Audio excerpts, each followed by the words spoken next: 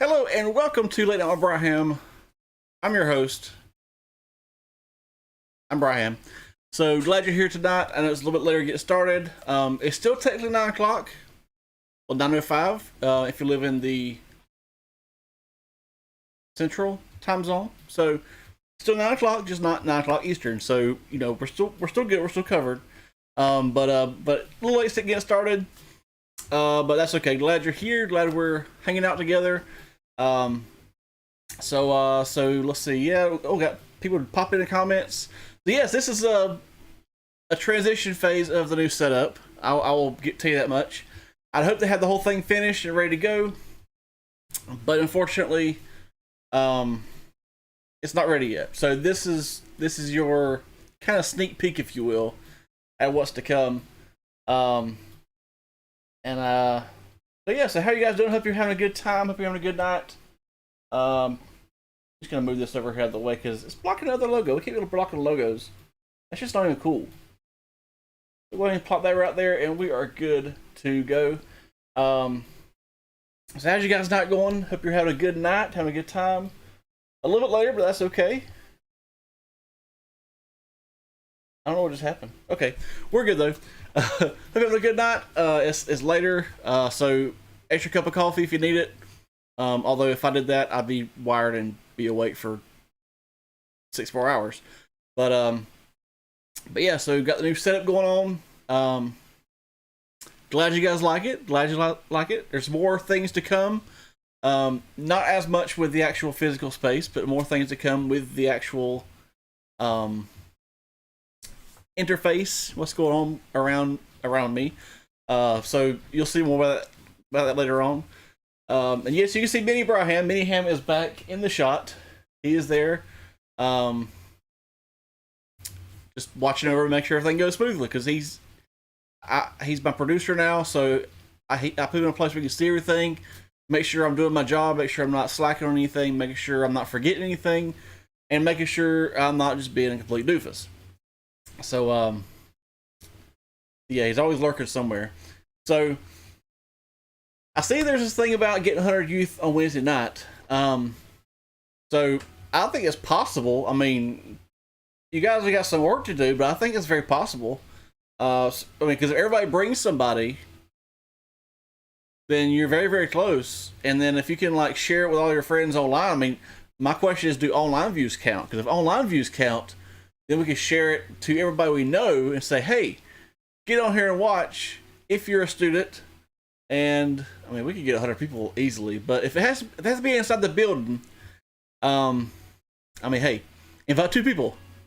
Everybody brings 2 people, then we're pretty much there. Call your friends that haven't been in a few weeks, people that haven't been here in a while, or been there in a while, they haven't come to Wave in a while. Say, hey, if you don't come again, next few weeks, if you got things going on, just make sure you come this Wednesday. And I mean, we can make it happen. I think it'd be kind of awesome. I mean, so no rules specified. So, I mean, hey, I think we'd make sure to bring some clippers for Chris to get his head shaved off. At the youth age. Yeah, I understand that stipulation. It has to be youth age. So, I guess it's to make sure they let us know that they're a student or a teenager at least, or middle school, high school age, for it to count. So I understand that. So yeah, I mean, I think it's possible, you guys, if you got some work to do, but I mean, it can work. It's doable. I think it'd be pretty awesome to see too. Not only just to see Chris have to have his head shaved, but to have 100 students packing the place out. That'd be pretty awesome. Really awesome. So I mean, we'll have to work on that. See if we can strategize and come up with something to get people there, because it'd be pretty exciting. I'm glad I'm not Chris, because hair will be gone possibly. But you guys have to really make sure you push it. Make sure you let all your friends know. Everybody that hadn't been in a while, say, hey, you need to come back to Wade this Wednesday, because we're trying to get Chris to shave his head. And come, bring your brothers and sisters. And Kel's head too. Oh, Kel's head too. Has Kel agreed to this? Because I don't see Kel agreeing to this. But if Kel agreed, then I mean, we really got to make sure we get this thing going, because I guess everybody's slowly becoming bald like Johnny. I'm not. Just my wife wouldn't let me if I wanted to. But I was gonna make a mohawk or a unicorn. So yeah, we gotta get 100 students there first. We gotta get 100 youth, 100 teenagers, 100 of you guys there first. The first things first, we gotta get people there, right?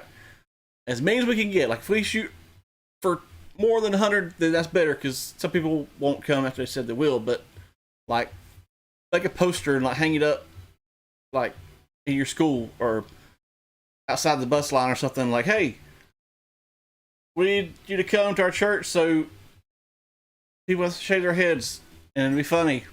And plus, so you can come to church and see how cool it is. So, the rise of Janitas. It's the Janita clan. That's just funny. But yeah, so make sure you invite your friends, tell everybody what's going on, and because I really want to see this. I really want to see this happen because that'd be just funny. Yeah, so I'm kind of scared for you, but I mean, I think it's all fun. So yeah, so like I said, I got a lot of new things coming at you. A lot of new things gonna be changing, tweaking, gonna be happening to Late Night with Bryham. That's kind of just the first step. Including got some guest hosts coming up fairly soon in a few weeks, so that's gonna be exciting. Next is your the beard's not going anywhere. I actually did the little Snapchat filter thing where it like makes your beard go away, and I shaved my beard off completely one time, and I promised myself and the world that would never happen again. So yeah, the beard's not going anywhere. Just saying. The beard must stay. But yeah, so lots of things going on. Got some new stuff happening. Got the guest host coming up in a few weeks. I will not be able to stream, but I'm leaving you guys in good hands though. You're gonna want to make sure you're there, you're tuned in. I believe it's April the. Make sure I get the date right. April the 16th. So in 3 weeks, I have a special guest, guest host, or guest hosts. There could be 2, there could be 3, there could be 4. You never know because it's Late Night with Bryham. So yeah, big things happening. Things I'm excited about. Things I hope you're excited about. And by the way, like if there's anything like you're like, hey, this would be really awesome to do besides shave my beard off, because that's not happening. But if there's anything you think would be really cool, like to happen, or for us to do, or for me to do on Late Night with Bryham, let me know. I'm not gonna promise you I will do it because I'm not shaving my beard. And I'm not going to admit that marbles are rigged because marbles are not rigged, Kale. But if there again is any suggestions, anything you think guys would like to see, be sure to send them to you on Discord. You can tag me in if you want to post it on the channel, Late Night with Bryham channel. You can tag me in the post. You can direct message me on Discord. I mean, you could text the magic number. If I can find, there it is. Text the magic number right here on my chest. Let me know your ideas. Of course, still would love to see your inspirational TikToks, your inspirational devotional things, your inspirational testimonies, your textimonies, if you will. Still want to see all that stuff. Would love for you to send that in. Keep sending that in because you can always send it in. We're not gonna be like, no, don't send that anymore. No, we want to see these things. We want to see you encouraging others and help you to share that and to reach more people to encourage them. We want to see you give your testimony and the awesome things that God's done for you. If you may feel like it's a small thing, like it may not be some big earth-shattering thing to you, but just the fact that you passed your test. I mean, we want to hear about it. Because any little thing that God does for you is something that He's done. It's an awesome thing. And sometimes it's miraculous. Like if you have not studied in your class for that test and you currently have a 62 average and you pass with an A, that's probably a miracle, especially if you didn't study, right? So even that we want to hear about. We want to know what God's doing for you. Um, and yeah, Atlanta's. I think the Braves are gonna be good this year. I hope they're gonna be good this year because they have not been so good for several years, and then they've been getting better. So I hope they're really good this year. Looking forward to seeing them play. Hopefully, get to go to a game. I want to go to a Braves game this year. I hope. But yeah. So yeah, the time. Yeah, you eat Play-Doh because I gave you 24 whole hours to get like 25 people, I think it was, to watch the video, and that didn't happen. Much to my relief, but so we might do something similar in the future to that. Maybe Play-Doh, maybe not Play-Doh. Probably, hopefully, please not Play-Doh. But maybe sometime in the road we'll do something, another challenge on here like that again. I do have other things planned. They're gonna be lots of fun, or we'll be going. Well, I say we. Late Dog Bryham will be going on the road to different places to do different things. They're going to be awesome as COVID. I mean, excuse me, not the C word. Awesomeness things slack up as the mandates and stuff relax, as the procedures or whatever, as it gets safer to do so, and respecting people's boundaries and opinions. Then we'll be going different places, do different things. Some of them can be pretty awesome. Some of them can be kind of dumb, but that's okay because it'll be done for you guys' entertainment. But we will. Is this the Krusty Krab? No, this is Patrick. Don't come out with no SpongeBob stuff, Lacey. Wee woo. I've already got walkie-talkies. Okay, we'll go wee woo wee woo. They're not currently charged, but I have walkie-talkies, so we can watch out for the dude. So yeah, getting back on track. Kind of got completely off the rails there, but that's okay. It's all fun. That's why we're here. So tonight's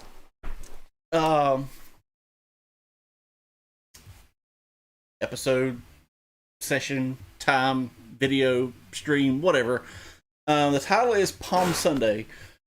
And someone got it. Yeah, I know my SpongeBob stuff. I'm just saying. But the title is Palm Sunday. And if you guys did not know, this coming up Sunday is Palm Sunday. And can anybody tell me in chat? Can anybody tell me what is Palm Sunday? I'm gonna test you guys, test your Bible knowledge and your trivia knowledge. As we go through this, because I want to see what you guys know. I want to make sure you know what's happening, what's important, and then we'll get into kind of the meat of things in a second. By the way, be sure to share this video with your friends. Let them know, hey, Bryham is late, but Bryham is streaming. Come hang out with us. We're about to learn something cool. Talk about something really cool. And so yeah, invite them to come join us. I'll give you a few seconds to answer what is Palm Sunday, and to text your friends, to go into Discord and say, hey, if you're not watching, you should come watch with us. Jesus walked on palm tree branches on a donkey. That did happen. That is truth. That is accurate.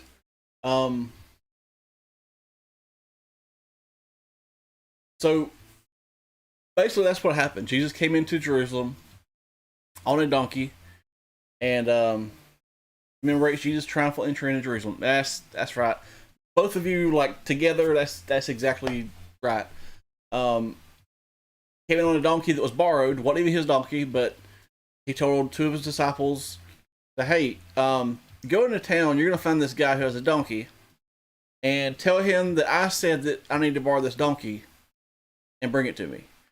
And so the disciples were like, Jesus like just random guys going to just give us his donkey to use, and Jesus like, well, I'm bringing it back. I promise, I'm bringing it back. We're not stealing donkey. We don't steal donkeys. We're not like that.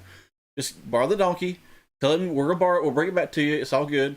Bring it to me, and then just go get it. And so like, okay, I guess. I mean, if you really need a donkey, Jesus will go get the donkey. So the disciples going in town, and they see the donkey, and they go inside the donkey, and the owner comes out, and he's like, "Hey, what are you guys doing? You stealing my donkey?" And the disciples go, "No, we're not stealing your donkey. Jesus said he needs to borrow this. Like, but we'll bring it back." So the guy's like, "Oh, okay, yeah, cool." Like, okay. First of all, chances are, someone comes up trying to untie your donkey. You're probably not gonna be real cool with it. You're probably gonna be like, "What are you doing stealing my donkey? Don't steal my donkey. No, you can't have my donkey. You can't borrow my donkey. Who said you can borrow my donkey?" Like, no, But this guy was like, "Oh, okay, yeah, cool. You can borrow it. Just bring it back." And so the disciples took the donkey to Jesus. So that's kind of like the first step of like, this is not normal. So then they bring the donkey to Jesus, and they're like, "Jesus, here's the donkey you said we'd find." Jesus said, "Well, yeah, I told you you'd find it, so you found it. Just like I told you. See, I knew it was going to happen." So they go to enter into Jerusalem, and Jesus is riding on the donkey, and people see Jesus coming into the Jerusalem on the donkey, and like Chris says, first parade ever, the big parade going on where it's just Jesus riding a donkey, the 12 disciples walking behind him, throwing out candy. Probably not, but they're probably walking behind him like, "I didn't get a donkey. Where's my donkey?" No, they didn't say that. But they're just walking behind Jesus on the donkey because like they knew this was a big deal, and so people start coming up along the sides of the street and everything, and they're like, "Oh, it's Jesus! Hey, it's Jesus! Oh, cool!" And he's riding on the donkey, and so they started like laying down the palm branches, whatever they had to work with. Apparently, there are a bunch of palm trees in the area. They're laying on the road, and they started laying their coats down on the road, and they started like laying stuff that's soft that would cushion the donkey's feet. Because I mean, you gotta think this is like hard, rocky ground. Probably it's kind of like a street, but not like paved. It was like a stone road probably, and so the donkey was like walking on this stone road, and people were putting down palm branches and like cloaks and coats and stuff, and like making it nice and padded for the donkey. And so and keep in mind, like this was like back in like Bible days, obviously, and to make clothes, it was not like you go to Walmart and buy them. Like you didn't go to Walmart and like, "Oh yeah, here, I'm gonna grab a shirt for $3. Or you go somewhere and it's like, "Oh, you have to go buy this, whatever." Like their clothes have been handmade. Like there are no factories.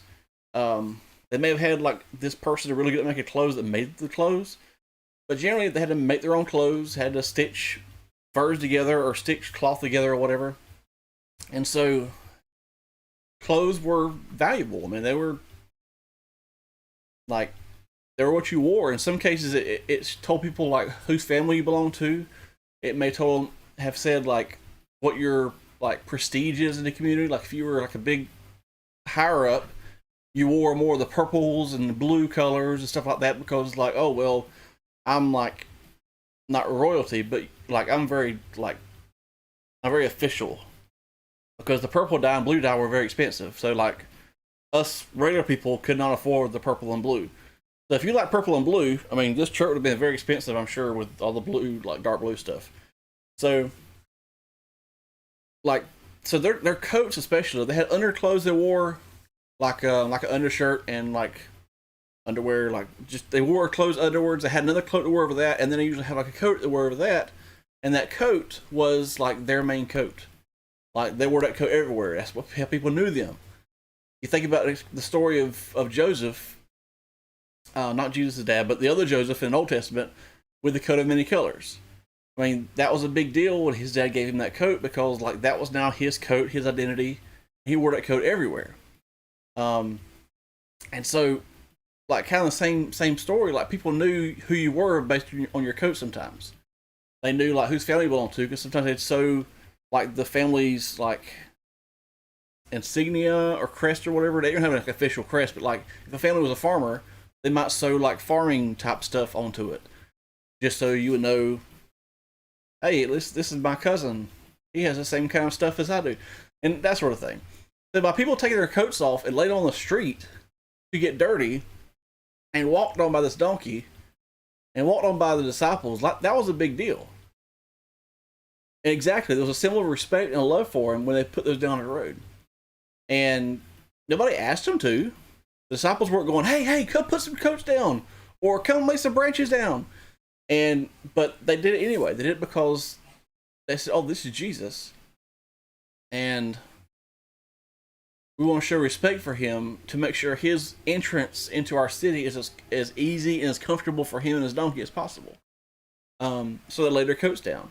So that was a big step of faith on their part in believing who Jesus is, first of all, and also to know that they were doing a service for him.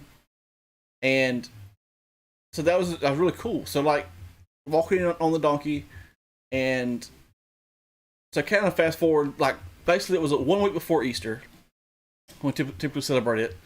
So like this Sunday's Palm Sunday, next Sunday's Easter Sunday. Typically that's the way it always is, because it was about 6 or 7 days from Palm Sunday when Jesus entered into Jerusalem until he was crucified. So that whole week was like, it was very special because it was the week leading up to Jesus' death, and like his whole mission for coming to earth and the whole reason he came to earth was lived out in that last final week. And so kind of fast forward to the night before he was crucified, to where Jesus was arrested in the garden after traitor Judas kissed him. Hashtag traitor Judas. And so he's arrested, taken before the officials, and all these things, and then they finally made their way through the officials up the ladder to more higher ups and higher ups and higher ups. To finally it came to Pilate, who was like the ruler, the governor of the area. Like he served the king, I think he was called. I rush up on my history a little bit. He served the king, but he was the ruler over the area. He governed the area on behalf of the king. So when he brought Jesus out before the people, you have to imagine some of those people were probably some of the same people that were laying down their coats before Jesus when he came into the city. And so reading through that story again a few days ago, I really started to ask myself, like, well, why would people all of a sudden who were showing such devotion and such respect, all of a sudden just decide, like, no, we want you to let Barabbas go. Crucify Jesus. Crucify Jesus. Crucify the one that we laid our coats down for and the palm branches down for and who rode the donkey and all this kind of stuff. Like, what would make them do that? And so I have a little bit of a theory. I mean, I know there's different reasons. There are many people that may have their own reasons. But thinking on it, people, when they studied the Old Testament, studied the scriptures and the prophecies of Jesus coming to earth, the prophecies of Jesus coming, he came to establish his kingdom. He came to set up his kingdom on earth, and that's the way all the writers had described him, like what he was going to do. So these people were under Roman rule. The Romans controlled them. They not like puppets, but they controlled the area. And these people, they wanted their own freedom so they could do things outside of Roman government. And so they thought, oh, well, Jesus is coming. When we see Jesus get here, he's going to come and like overthrow the Romans, like just beat the Romans or drive them out or like just strike them all dead or something. And then he's going to come in and he's going to be the king then instead of this other king, the Roman king. And so this is the way he's going to do things. He's going to come in and like just like slaughter everybody probably or come in and banish everybody. And we'll all be happy then. But that's not what happened. When Jesus came to set up his kingdom, he didn't come to set up a physical kingdom. Because physical kingdoms can be overtaken. They can be overthrown. Like what they thought he was going to do with the Romans.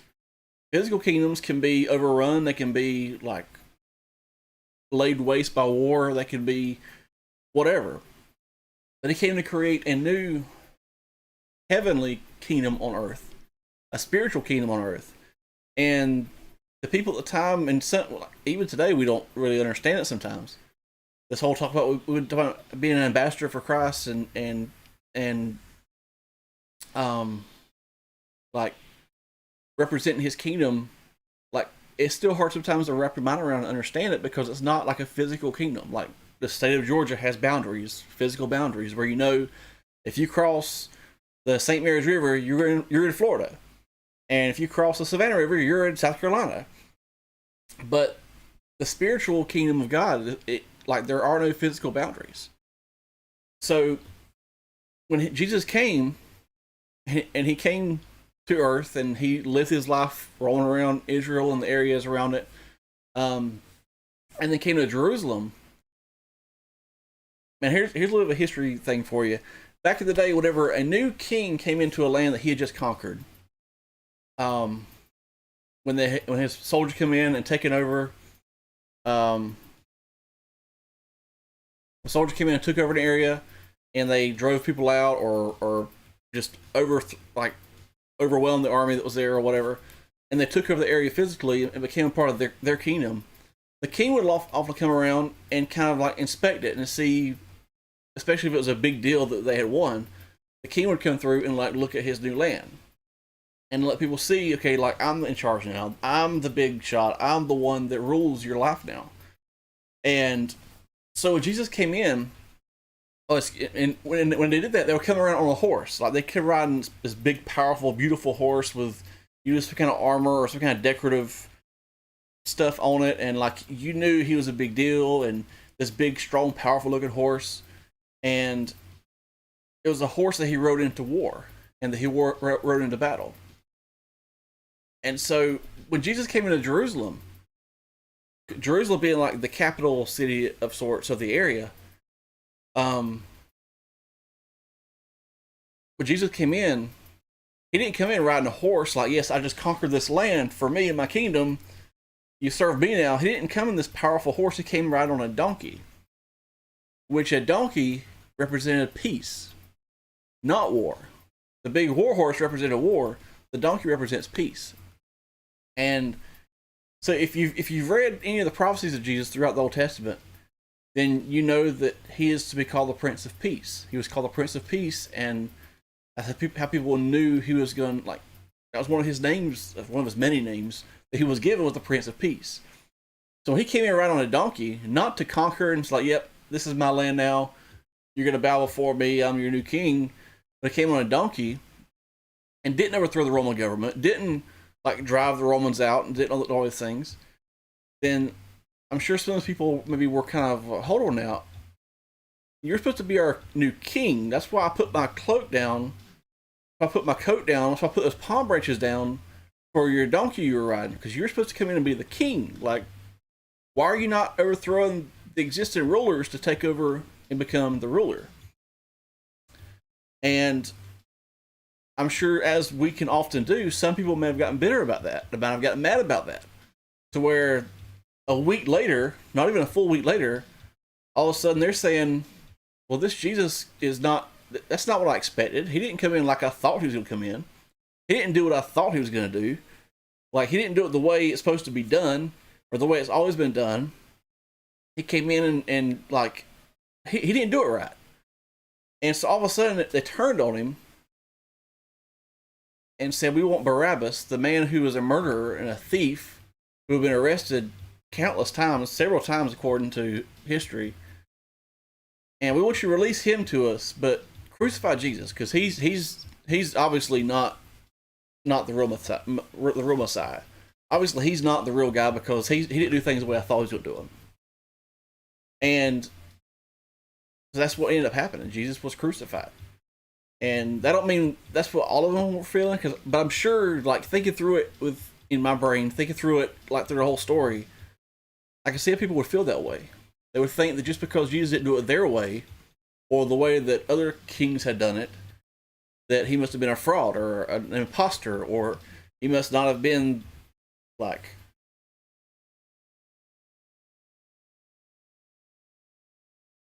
are you cool? Everything's kind of freezed up. It must not have been like the actual guy who He's supposed to have been. And so, like, I really sat there and thought about that for a while, and I was like, it's amazing what can change in a week's time. And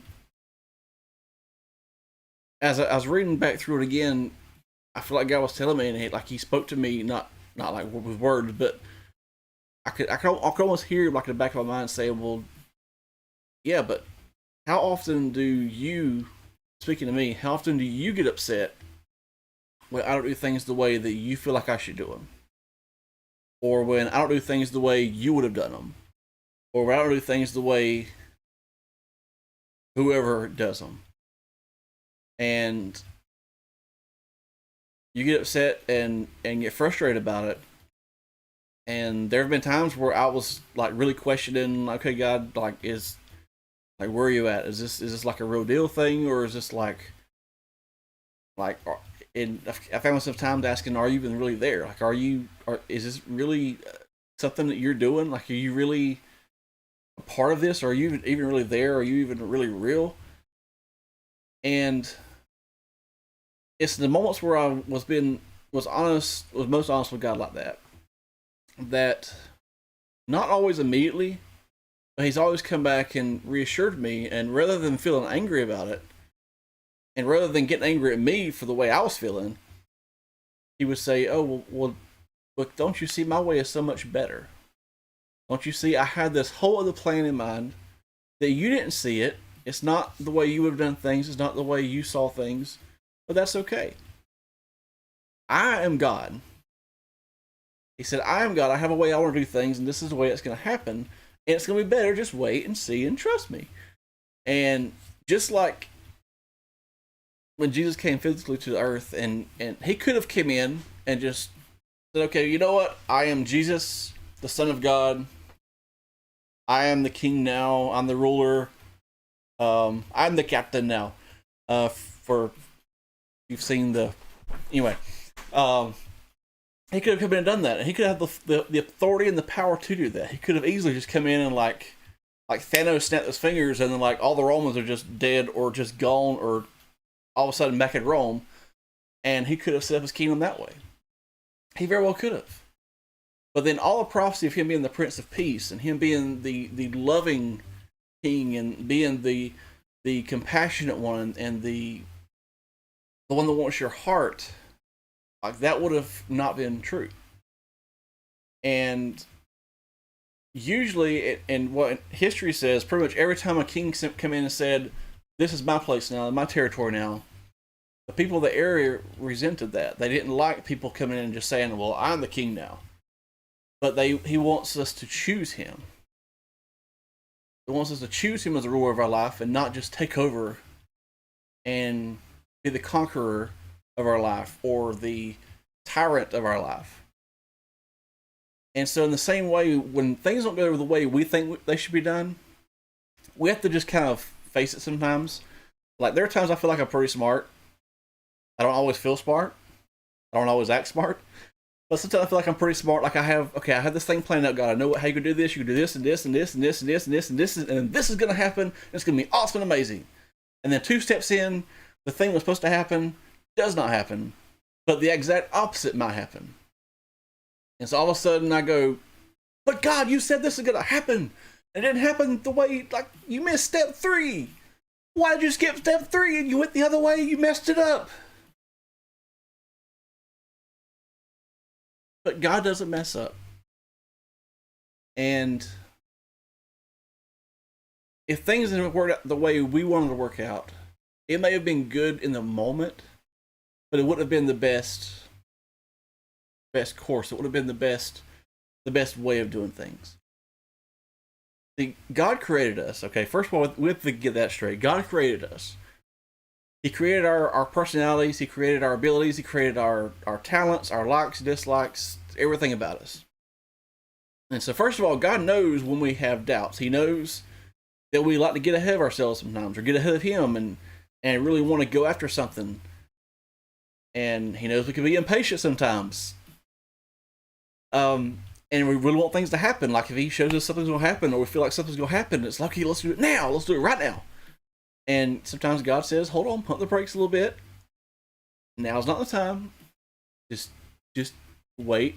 Trust me. relax. It's going to happen in my way, in my time. It's going to all be good. It's going to be even better. And every single time that I'll have my little temper tantrum or my little like vent session, because like when I'm riding in the road sometimes in my truck, sometimes I vent to God. Like I tell him exactly how I feel, what I think is stupid, what doesn't make any sense, and I'm like, okay, you gotta help me understand this, God, because I don't understand what you're doing.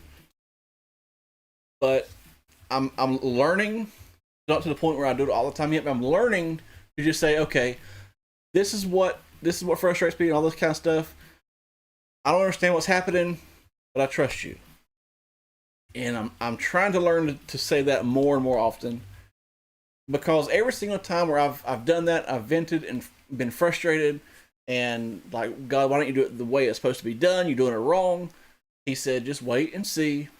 Whenever the thing happens, it's always been better. There's never been once where I regretted waiting on God, or I regretted it not happening the way I thought it should happen, because God just knows better. And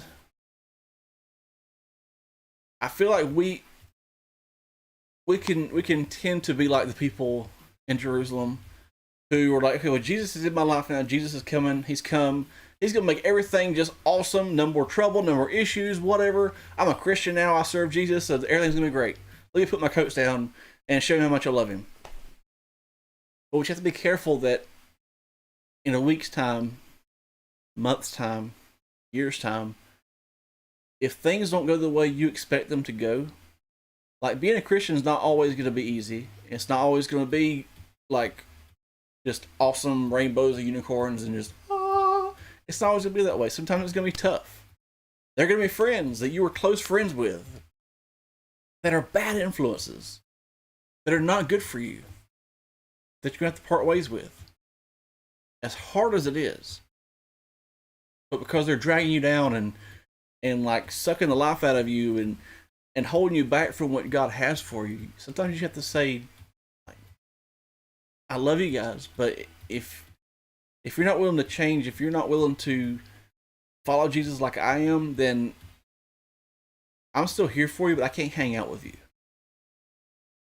And there may be some things some habits you have, addictions you have even, that as you get closer to Jesus, you may feel like, oh, well, this is not a good thing that I'm doing. This is not a good thing that's happening. I shouldn't be doing this. And it's not easy to walk away from habits, especially not addictions. And it can be hard. But if you trust God in it, and He says, okay, well, this is the next step. This thing that it's been attached to you, you have to just let it go. And continue on, and I'll be here with you to guide you through the rest of the way. Even though it's not the step we want, because we would love to be able to walk in a way that lets us keep that thing close by to us, because we feel comfort from it. We feel comfortable doing these things, and we feel comfortable with these habits. But sometimes it takes a little diversion off course from that habit and that addiction. Jesus says, come this way. It's not the way you want to go, but it's the best way for you. And if you would do that and trust God, just say, God, I trust you. And to embrace that and to like feel it like inside your heart and your soul and every bit of your being, just trust God with it. He's going to be there with you. He's not just going to leave you to go off on your own and try to do this thing on your own. He's going to be there with you and help surround yourself with people who can walk with you and can encourage you. Maybe people who have been through the same thing themselves and have walked away from things. But He's going to be there with you, and He's going to help guide you where you should go and to help find His way. You just have to say, God, I trust you. It's not going to be easy. Some things are going to be hard as heck. I mean, they're going to be so hard to let go of. Like, letting go of friends is never easy. Like, it's never fun, especially when you don't have very many friends to begin with. I didn't have many friends in middle school or high school. But doing so sets you up for, like, the awesome, amazing things God has for you. So, And Chris, I agree. Sometimes I find myself like asking God about 2020. Like, okay, God, 20, like what even was 2020? And we just want to take in that whole year and just chop it out and like get rid of it. And say, okay, yeah, that was not good. That was a bad, well, 9 months of 2020, and then whatever 2021 so far. And we want to just throw it away. But we have to look at all the good that's come out of it. God has been still working through 2020. God didn't like, oh, 2020's here. Okay, well, peace out, y'all. I'm gone. Like, God didn't do that. He's not going to do that. He was still here the whole way. He's still here with us now. Been here the whole time. And it wasn't our plan. I'm sure you guys didn't plan to have like weird graduation things and weird junior year things and senior year things and weird class schedules and weird not be able to see your friends for weeks on end, and weird having to not meet at church for so many weeks like that. Nobody planned that, but through that, God was able to work on new things. I feel like you guys have stronger small groups now because you were able to cling to each other and go see each other and be with each other. And like there are things that, like, there are times where you couldn't go do whatever you normally would do.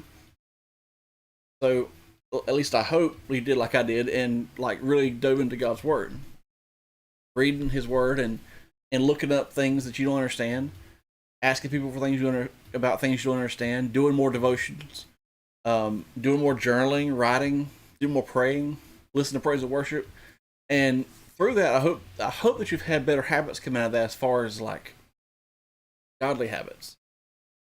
And I know for me, I feel like I'm a lot closer to God now than I was a year ago for that reason. Because I spent more time with God, talking to Him, listening for when He speaks. And yeah, it wasn't our plan. 2020 wasn't our plan, but I mean, it happened. God said, okay, I have a better way. We may not be to the point yet where we see that it's better, but I know that we will, especially if we'll cling to Him and say, God, I trust you. Don't know what's going on. Crazy times. Don't know what is going on right now. Like, I just don't even know. But I trust you, so I'm going to go with it. I'm going to cling on to you, hold on to you, try to get as close as I can to you, and I know that you'll protect me and lead me the right way. James 1:12, blessed is the man who endures trial, for when he has stood the test, he will receive the crown of life which God has promised to those who love Him. And that's so right. He never says we won't go through trials. Paul, if you've never read about Paul, you should read about Paul. If you think that you're not going to go through trials just because you're a Christian, or if you think that if you're going through trials that means you're not a Christian, you should look at Paul's life, because Paul went through all kinds of mess. Like, he was shipwrecked like 2 or 3 times. He was in a shipwreck, like storm came, busted the ship to pieces. He barely made it out alive to an island. One of those times he got shipwrecked, made it to the island, and was like helping people like build a fire. And a snake jumped out and bit his hand. And the snake that should have killed him, because they didn't have anti-venom. They barely even had first aid back then. There wasn't really even first aid. They just like put the salve on it, and if you die, you die. But the snake bit him. It shook off in the fire, and like he didn't even swell up. His head didn't even swell. And like he was like, there are a lot more graphic things. Like you should read about Paul.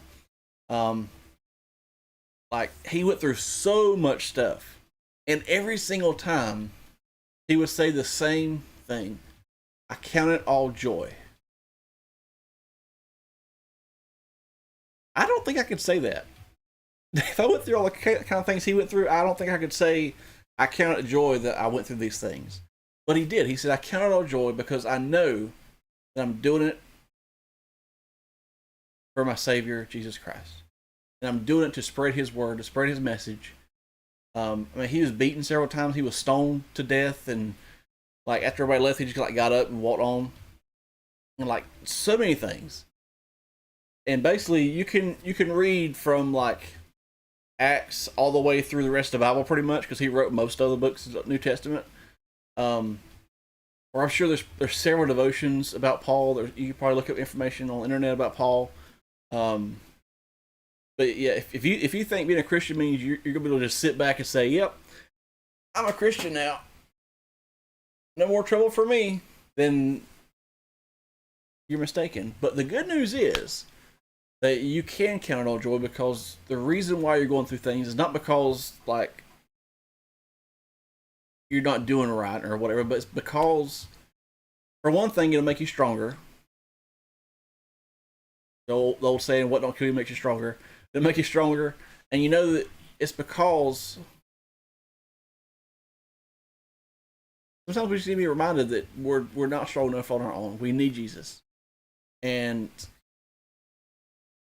it's those times where I feel like, Jesus, I really need you the most, and He's always there to be with me, to comfort me. So, let's see, Chris, a little off topic here, Bryham, but I have a book you should read. How many books have you read now? Because I remember you said to go to 50 books. How about to read the Bible? That sounds interesting. So, I'm currently on books 4, 5, and 6. Because I have a bad habit of starting to read a book, and then like this other book will pique my interest, so I'll start reading it too. And so I'm reading 3 of my books right now. I finished 3, and I'm reading 3 others. I'm a little behind track, a little behind schedule, but I'm gonna catch up. So, let's see. So I should be through 12 books right now. I've got some catch up to do. The good news is these are a little bit longer, and the next few books I have are shorter. Like, they're like 100 pages, but they're really good looking books. I have some on my shelf over here. But so be looking out for, if they're really good, feel really helpful, look out for a little quick review on them. Yeah, multitask reading. I haven't done that in a while. Like, I used to do it a lot in high school. And if it's like a story book, it's hard for me to keep track of where I'm at. But like these kind of books are like spiritual help type books. Not really a story, but like, here's how to help this, or here's how to be a better leader, or stuff like that. So it's a little bit easier for me to like break that down and do it separately. But anyway, that's kind of where I'm at with all that. And I'm seeing myself on the screen. I'm using my hands a lot. I don't know why I'm doing that. I just feel like using my hands. I'm going to stop now. But yeah, so Palm Sunday is a Sunday. Go back and read the story. It's in all 4 of the Gospels. If you Google Palm Sunday scriptures, it'll show you all the different scriptures and stuff. I didn't write them down, or I would have told you. But you can Google Palm Sunday scriptures. It'll be right there. Look it up on your Bible app. I'm sure there's all kinds of scriptures this week on Bible app about that time, that week. It's being Holy Week next week. And then the week after that is Awesome Week, because of my birthday week. But Holy Week is more important, though. Like 50 million times more important. But yes. Ninja moves. Yes, my ninja moves. I'm a word ninja tonight. Trying to be, anyway. So, hope you guys have a great night. I know there was no game this time. Not a lot of the fun stuff, but I know this was a little bit heavier than usual. And let me know if you guys like the heavier topics too. Like, I try to be fun and all that kind of stuff, but sometimes I just feel like there's things that I need to say, things I need to get out, and maybe it's for somebody, maybe it'll help somebody. And then it being Palm Sunday just brought me back to this. So, hope you guys have a great night. Have a good night. Have a good weekend. Easter Jam's tomorrow at the church. So if you're part of that, have fun with that. Looks like it's gonna be lots of fun. And then Palm Sunday is a Sunday. So make sure you're in service or watch it online if possible. I will be online on Facebook. So you can hang out with me one service, and you can freak everybody out and be like, "Hey, Bryham," and I'll respond, and people will be like, "Bryham? His name's Brian. What's going on?" We can scare the adults a little bit. coming for the games. I'm glad to hear that. Because I love having fun. I love the games, but when it all boils down to it, like I feel like knowledge, I feel like learning is better and more longer lasting. And I enjoy learning things to bring to you guys because pretty much everything that I bring to you guys is stuff that I've learned usually fairly recently, like the last week or two.